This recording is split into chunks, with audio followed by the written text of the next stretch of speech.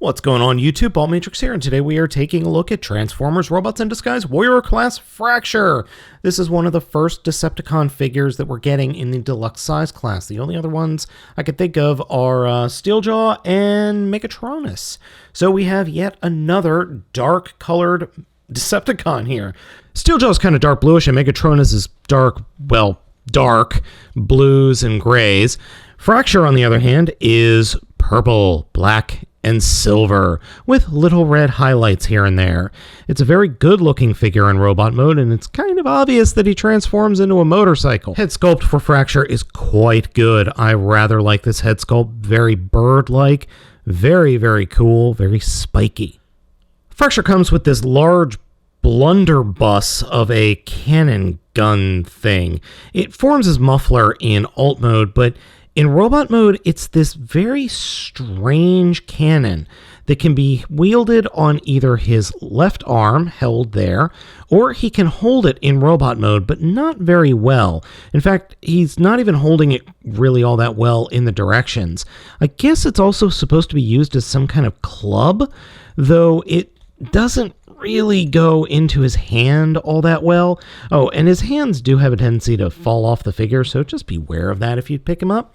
So he can hold it on the midpoint, like kind of this weird baseball bat, or he can hold it in another way. And that other way being a giant gun, even though it doesn't quite look right in this mode.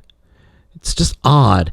The box has him holding it kind of like this, oddly enough.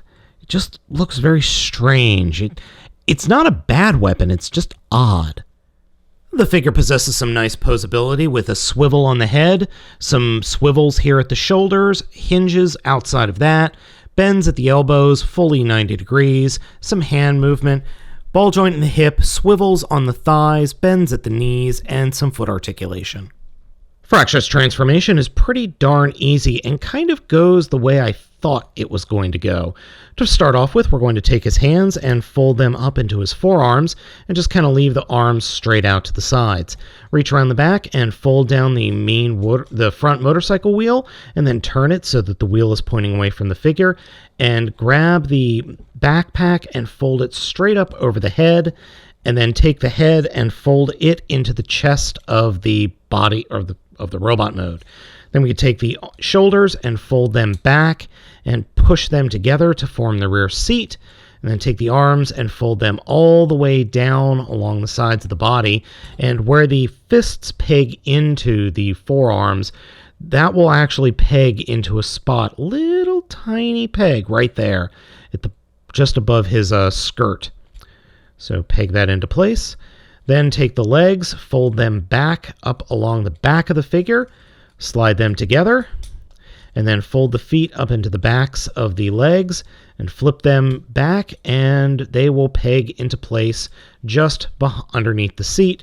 And there we go. The only thing left is to take the blunderbuss, fold it until it snaps together, and take the peg and peg that right into the side here, and fold down the kickstand, because without the kickstand, this figure is not going to be standing up in vehicle mode at all. I actually like the motorcycle mode quite a bit. Even though it's very oddly proportioned, it does look pretty good. And the kickstand is absolutely necessary, because without that kickstand, it's not going to be standing up. Even though I do like the bike mode, it's not exactly scaled well for use by any of the other smaller figures in the Transformers lines. The only thing I would suggest that the designers do to make the figure any better in this mode, other than the proportions, which you really can't change all that much, is actually make it so that the triple trees here actually snap into place.